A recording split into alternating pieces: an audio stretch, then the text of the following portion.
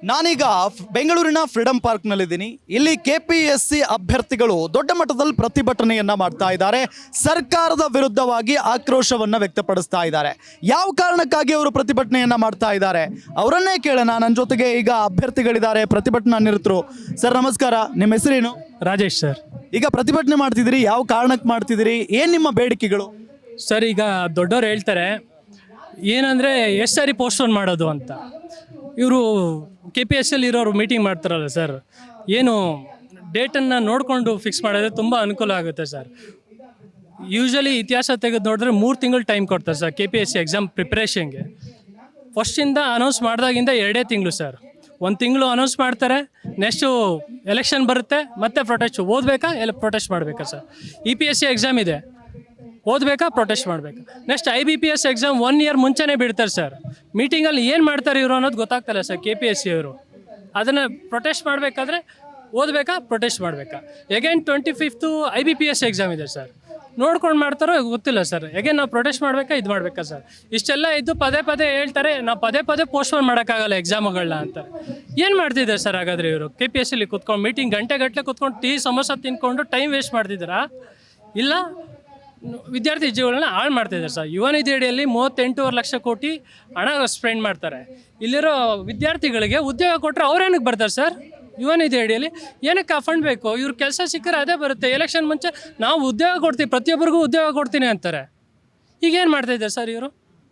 ಯೋಚನೆ ಮಾಡಿ ಸರ್. ಆಮೇಲೆ ಇನ್ನೊಂದು ಏನಂದರೆ, 1 ತಿಂಗಳು ಮುಂಚೆ ಅಂದರೆ ಒಂದು ವಾರ ಆಗಬೇಕಾಗಿರೋ ಕ್ವಶನ್ ಪೇಪರ್ ಪ್ರಿಂಟ್ನ 1 ತಿಂಗಳು ಮುಂಚೆನೇ ಪ್ರಿಂಟ್ ಮಾಡಿದ್ದಾರೆ. ಆ ಕ್ವಶನ್ ಆ್ಯಂಡ್ ಆನ್ಸರ್ಸ್ ಈಗ ಎಲ್ಲೆಲ್ಲಿ ಓಡಾಡ್ತಾ ಇದೆ ಶಿವನಿಗೆ ಗೊತ್ತದು. ಯಾರು ಉತ್ತರ ಕೊಡ್ತಾರೆ ಸರ್?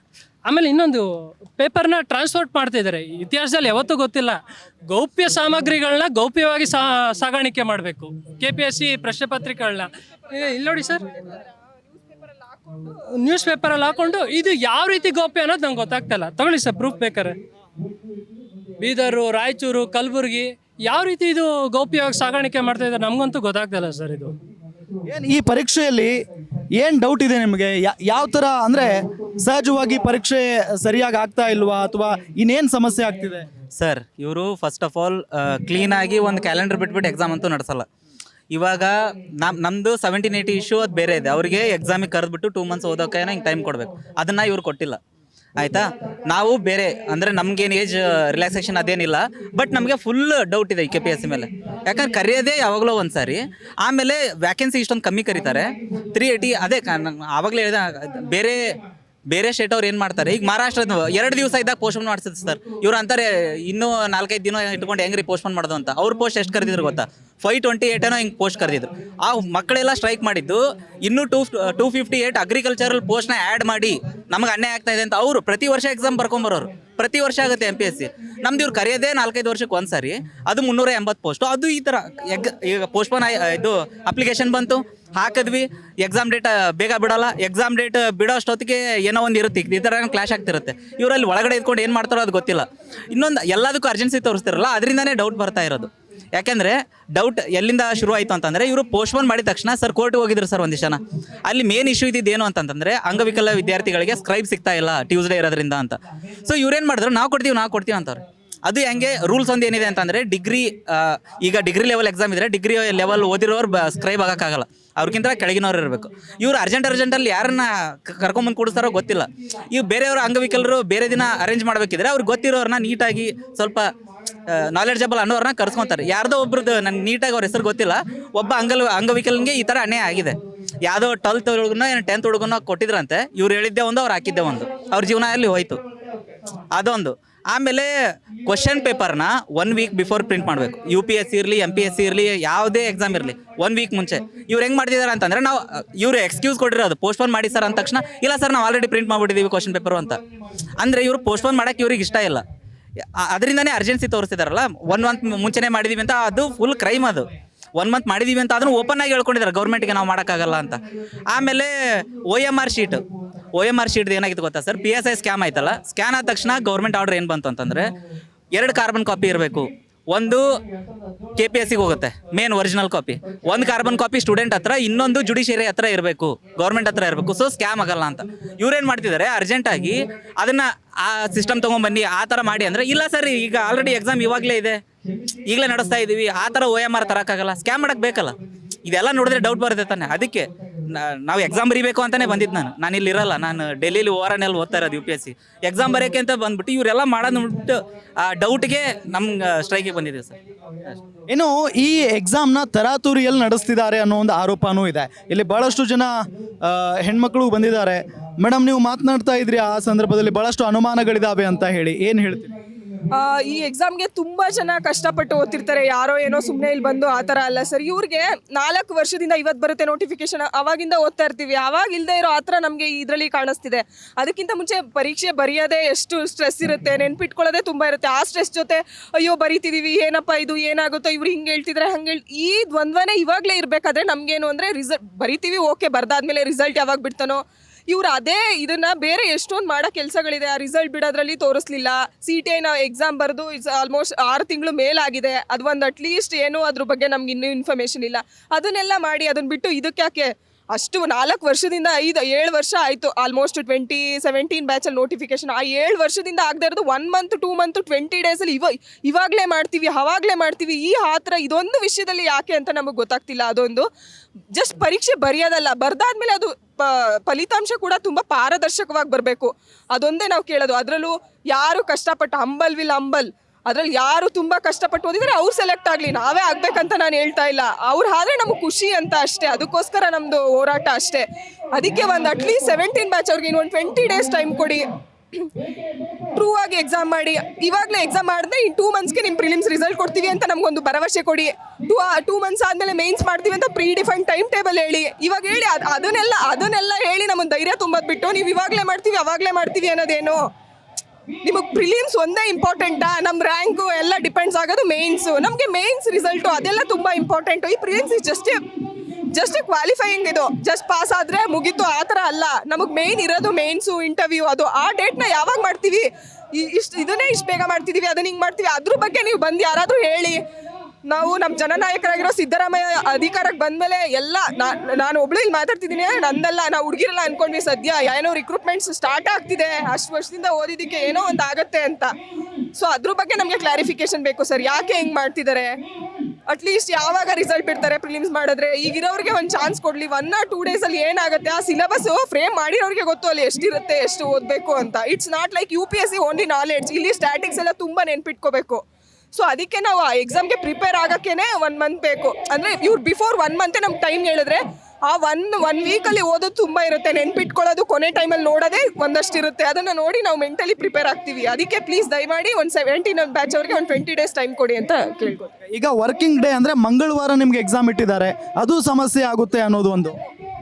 ಸರ್, ಒಂದು ಹಿಸ್ಟ್ರಿ ಆಫ್ KPSCಲಿ ಯಾಕೆ ಎಕ್ಸಾಮ್ ಮಾಡ್ತಾರೆ? ಎಲ್ಲರಿಗೂ ಅನುಕೂಲ ಆಗಲಿ ಅನ್ನೋ ರೀತಿಲೇ ಎಕ್ಸಾಮ್ ಮಾಡೋದು. ಇವಾಗ ಒಂದು ಸಿಂಪಲ್ ಎಕ್ಸಾಂಪಲ್ ಹೇಳ್ತೀನಿ ಸರ್. ಎಲ್ಲರೂ ವೆಲ್ ಆಫ್ ಇರಲ್ಲ. ತುಂಬ ಜನ ರೈತರ ಮಕ್ಕಳು ಇರ್ತಾರೆ, ಬಡವರು ತುಂಬ ಜನ ಇದ್ದಾರೆ, ತುಂಬ ಆಸೆಯನ್ನು ಹೊತ್ಕೊಂಡಿರ್ತಾರೆ ಅವರು. ನೀವು ವೀಕ್ ಡೇಸಲ್ಲಿ ಅಂತ ಇಟ್ಬಿಟ್ರೆ ನೀವು ಅವರು ದಿನನಿತ್ಯ ಅವರು ಪ್ರತಿ ದುಡ್ಕೊಂಡೇ ತಿನ್ಬೇಕು. ಅವರು ಒಂದು ದಿನ ನಿಮಗೆ ಕೆಲಸ ಇಲ್ಲ ಅಂದರೆ ಅವ್ರಿಗೆ ಊಟ ಇಲ್ಲ ಅಲ್ಲಿ. ನೀವು ಬೇಕಾಬಿಟ್ಟಿಯಾಗಿ ಆಯಿತು ಟ್ಯೂಸ್ಡೇ ಏನೋ ಒಂದು, ಆಮೇಲೆ ಇನ್ನೊಂದು ಸರ್, ಇನ್ನೊಂದು ಎಕ್ಸಾಮ್ ಕ್ಲಾಶ್ ಆಗ್ತಿದೆ ಅಂದಾಗ ನೀವು ಯಾಕೆ ಅದನ್ನು ಪ್ರೊಸೀಡ್ ಆಗ್ತಿದ್ದೀರಾ? ಇಷ್ಟು ವರ್ಷ ನನ್ನ ಫ್ರೆಂಡ್ ಹೇಳ್ದಂಗೆ ಇಷ್ಟು ವರ್ಷನೇ ಗ್ಯಾಪ್ ಬಿಟ್ಟಿದ್ದೀರಾ. ಇಲ್ಲ UPSC ಥರ ಪ್ರತಿ ವರ್ಷ ನಾವು ಮಾಡ್ತೀವಿ ಅಂತಿದ್ರೆ ನಮಗೂ ಒಂದು ಐಡಿಯಾ ಬರುತ್ತೆ. ಪರವಾಗಿಲ್ಲ, ಆಗಲಿಲ್ಲ ಹೋಗ್ಲಿ ಬಿಡು, ನೆಕ್ಸ್ಟ್ ಇಯರ್ ಆದರೂ ಅಟೆಂಪ್ಟ್ ಮಾಡೋಣ. ನೀವು ಮಾಡೋ ಅಷ್ಟೊತ್ತಲ್ಲೇ ನಮ್ಮದು ಏಜ್ ಬಾರ್ ಆಗಿಬಿಟ್ಟಿರುತ್ತೆ. ಇವಾಗ ನಮಗೆ CM ಸಿದ್ದರಾಮಯ್ಯ ಸರ್ ಬಂದಮೇಲೆ ನಮ್ಗೆ ತುಂಬಾ ಖುಷಿ ಆಯಿತು. ಯಾಕಂದರೆ ನಮಗೂ ಆ್ಯಸ್ ಅ ಲೇಡಿ ನನಗೂ ಒಂದು ಆಪರ್ಚುನಿಟಿ ಸಿಕ್ತು ಬರೆಯೋಕ್ಕೆ. ನೀವು ಹೇಗೆ ಸರ್ ಸಿಂಪಲ್ ಕಾಮನ್ ಮ್ಯಾನ್ ಲ್ಯಾಂಗ್ವೇಜಲ್ಲಿ ಹೇಳಬೇಕು ಅಂದರೆ ಫುಲ್ಲು ಊಟ ಬಡಿಸ್ಬಿಟ್ಟಿದ್ದೀರಾ, ಬಟ್ ಕೈ ಕಟ್ಟಾಕ್ಬಿಟ್ಟಿದ್ದೀರಾ. ನಾವು ಹೆಂಗೆ ತಿನ್ನೋದು ಅದನ್ನು? ಮತ್ತು ನಮಗೊಂದು ಸ್ವಲ್ಪ ಅವ್ರು ಕೇಳ್ತಿರೋದು ಕಾಲಾವಕಾಶ ಅಂದರೆ ನ್ಯಾಯವಾಗಿ ಕೊಡಿಸಿ, ನಾವು ಅನ್ಯಾಯವಾಗಲ್ಲ. ಇವಾಗ ನಾವು ಬೇರೆಯವ್ರ ಥರ 1 ವರ್ಷ ಕೊಡಿ ಅದೆಲ್ಲ ಇಲ್ಲ ಸರ್. ಜಸ್ಟ್ ನಮಗೆ ನ್ಯಾಯದ ಪ್ರಕಾರ ಒಂದು ಸ್ವಲ್ಪ ಮುಂದೂಡಿ ಎಕ್ಸಾಮ್ನ ಅಷ್ಟೇ ಕೇಳೋದು ನಾವು. ನೀವು ಟೈಮ್ ಕೇಳ್ತಿದ್ದೀರಾ, ಇಷ್ಟು ಯಾಕೆ ತರಾತುರಿಯಲ್ಲಿ ಮಾಡ್ತಿದ್ದಾರೆ ಅಂತ ಅನುಮಾನಗಳೇನು? ಖಂಡಿತ ಸರ್. ಒಂದು ಮುಖ್ಯವಾದ ವಿಷಯ ಹೇಳಬೇಕು ಅಂದರೆ 1 ತಿಂಗಳ ಹಿಂದೆನೇ ಯಾಕೆ ನೀವು ಪೇಪರ್ನ ಪ್ರಿಂಟ್ ಮಾಡಿದ್ದೀರಾ? ಅದು it is against the rules. ಇವಾಗ ನಮಗೆ ಏನು ಮಾಹಿತಿ ಇದೆ, ಇವಾಗ ಅದು ಲೀಕ್ ಆಗಿಲ್ಲ ಅಂತ ಏನು ಗ್ಯಾರಂಟಿ ಇದೆ? ಇವಾಗ ಲೀಕ್ ಆಗೇ ಆಗಿರುತ್ತೆ. ಮತ್ತು ಇನ್ನೊಂದೇನು ಅಂದರೆ, ಪ್ರತಿ ಸಲ ನೀವು ಒಂದು ತಿಂಗಳು ಆಗಿಬಿಟ್ಟಿದೆ, ಇಲ್ಲ ಪರವಾಗಿಲ್ಲ ನಾವು ಮಾಡಲೇಬೇಕು ಅಂತ ಯಾಕೆ ಅರ್ಜೆನ್ಸಿ ಸರ್? ಇವಾಗ ನಾವು ಇಷ್ಟು ವರ್ಷನೇ ನೀವು ಬಿಟ್ಟಿದ್ದೀರಾ, ನೀವು ಏನು ಪೀಪಲ್ ಐ ಮೀನ್ ಸ್ಟೂಡೆಂಟ್ ಫ್ರೆಂಡ್ಲಿನ, ಇಲ್ಲ ಸ್ಟೂಡೆಂಟ್ಸ್ಗೆ ಇಷ್ಟು ಕಷ್ಟ ಕೊಟ್ಟು ಎಕ್ಸಾಮ್ ಮಾಡಿಸ್ಬೇಕಾ? ಯಾಕೆ ಸರ್ ಇದು? ನಾನು ಅದನ್ನೇ ಕೇಳೋದು. ದಯವಿಟ್ಟು ನಮ್ಮ CM ಸರ್ಗೆ ನಾನು ಡೈರೆಕ್ಟ್ ರಿಕ್ವೆಸ್ಟ್ ಮಾಡ್ತಾ ಇದ್ದೀನಿ. ನಮ್ಮ ಕಷ್ಟ ಇಷ್ಟೊಂದಿದೆ, ಇನ್ಕ್ಲೂಡಿಂಗ್ ಲೇಡೀಸ್ಗೆ ಸರ್. ಇವಾಗಲೂ ಅಂತಾರೆ, ಬಟ್ ಲೇಡೀಸು ಓದಿ ಮುಂದೆ ಬರೋದು ತುಂಬ ಕಷ್ಟ ಇದೆ ಸರ್, ವಿತ್ ಫ್ಯಾಮಿಲಿ ಸಪೋರ್ಟ್. ನಾವೆಲ್ಲ ನಮ್ಮ ಮಕ್ಕಳು ನೋಡಿಕೊಂಡು ನಮ್ಮ ಇದು ಮಾಡಿ ಎಲ್ಲ ಬರೋದು ತುಂಬಾ ಕಷ್ಟ ಇದೆ ಸರ್. ಆದರೂ ನಾವೇನು ಕೇಳ್ತಿಲ್ಲ, ನಾವು ಕೇಳ್ತಿರೋದು ನ್ಯಾಯವಾಗಿ ನಮಗೆ ನ್ಯಾಯ ಕೊಡಿಸಿ ಅಷ್ಟೇ ಸರ್.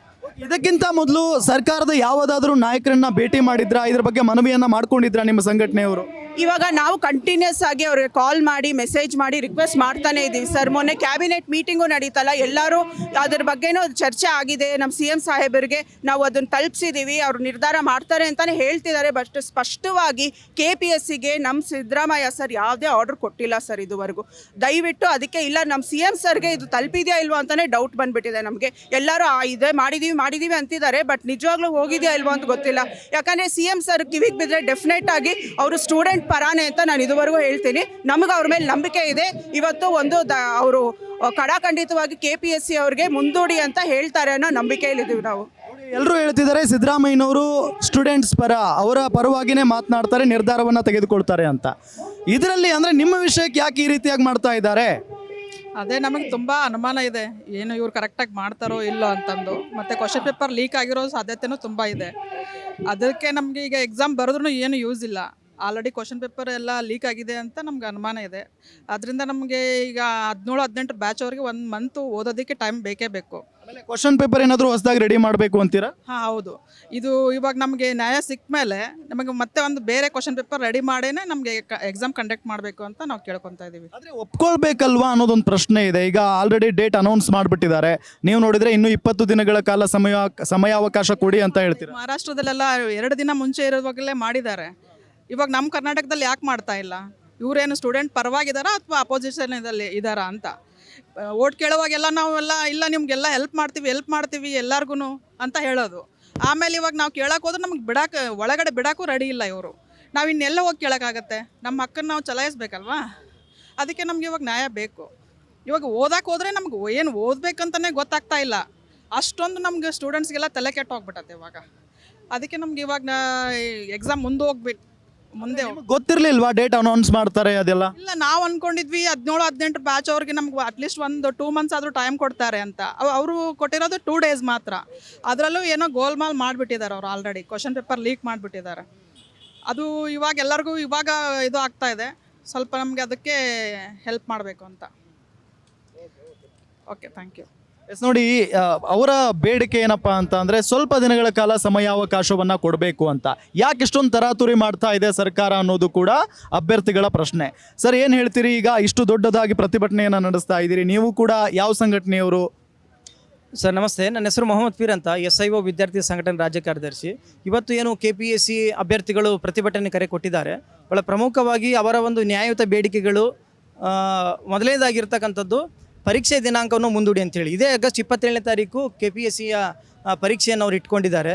ಈ ದಿನ ವರ್ಕಿಂಗ್ ಡೇ ಇರೋದ್ರಿಂದ ಅನೇಕ ವಿದ್ಯಾರ್ಥಿ ಈಗಾಗಲೇ ಅವರು ಪ್ರೈವೇಟ್ಗಳಲ್ಲಿ ಕೆಲಸ ಮಾಡ್ತಾ ಇದ್ದಾರೆ, ಅನೇಕ ಜನರು ಪ್ರೊಫೆಸರ್ ಆಗಿ ಕೆಲಸ ಮಾಡ್ತಾ ಇದ್ದಾರೆ. ಅದರ ಜೊತೆಗೆ NTA ನಡೆಸ್ತಕ್ಕಂತಹ UGC ನೆಟ್ ಪರೀಕ್ಷೆ ಕೂಡ ಇದೇ 21ರಿಂದ ಸೆಪ್ಟೆಂಬರ್ 4ರವರೆಗೆ ಇದೆ. ಹಾಗಾಗಿ ಇಂಥ ಸಂದರ್ಭದಲ್ಲಿ ಅದಕ್ಕೂ ಕೂಡ ಆಸ್ಪಿರೆಂಟ್ ಇರ್ತಕ್ಕಂಥ ಅಭ್ಯರ್ಥಿಗಳು ಅನೇಕ ಜನರಿದ್ದಾರೆ. ಹಾಗಾಗಿ ಈಗ ಅವರಿಗೆ ಆಯ್ಕೆ ಪ್ರಶ್ನೆ ಬರ್ತಾ ಇದೆ, ಈ ಪರೀಕ್ಷೆ ಬರೀಬೇಕು ಅಥವಾ ಆ ಪರೀಕ್ಷೆ ಬರೀಬೇಕಂತೇಳಿ. ಇದರಿಂದ ವಿದ್ಯಾರ್ಥಿಗಳಿಗೆ ಅವರಿಗೆ ಸಮಾನವಾದಂಥ ಅವಕಾಶಗಳು ನಿರಾಕರಣೆ ಆಗ್ತಾಯಿದೆ. ಇದು ಸಂವಿಧಾನದ ಆಶಯ ಕೂಡ. ಆ ನಿಟ್ಟಿನಲ್ಲಿ KPSC ಅಧಿಕಾರಿಗಳು ವಿದ್ಯಾರ್ಥಿಗಳ ಒಂದು ಬೇಡಿಕೆಯನ್ನು ಅವರು ನ್ಯಾಯಯುತವಾಗಿ ಮನಗೊಂಡು ಅದಕ್ಕೆ ಪರೀಕ್ಷೆಯನ್ನು ಮುಂದೂಡಬೇಕಂತೇಳಿ ಅವ್ರ ಜೊತೆಗೆ ನಾವು ಕೂಡ ಇವತ್ತು ಬೆಂಬಲವಾಗಿ ಬಂದಿದ್ದೇವೆ. ಸೊ ಇವರೆಲ್ಲ ಅಭ್ಯರ್ಥಿಗಳು ಮಾತನಾಡೋದನ್ನ ನಾನು ಕೇಳಿಸ್ಕೊಂಡೆ. ಮೂವರು ಅಧಿಕಾರಿಗಳು ಈಗ ನಿವೃತ್ತಿ ಆಗ್ತಿದಾರಂತೆ. ಅವರಿಗಾಗಿ ಈ ಪರೀಕ್ಷೆಯನ್ನು ತರಾತುರಿಯಲ್ಲಿ ಮಾಡ್ತಾ ಇದ್ದಾರಂತೆ, ಅವ್ರ ಲಾಭಕ್ಕಾಗಿ. ನಿಜಾನ ಇದು?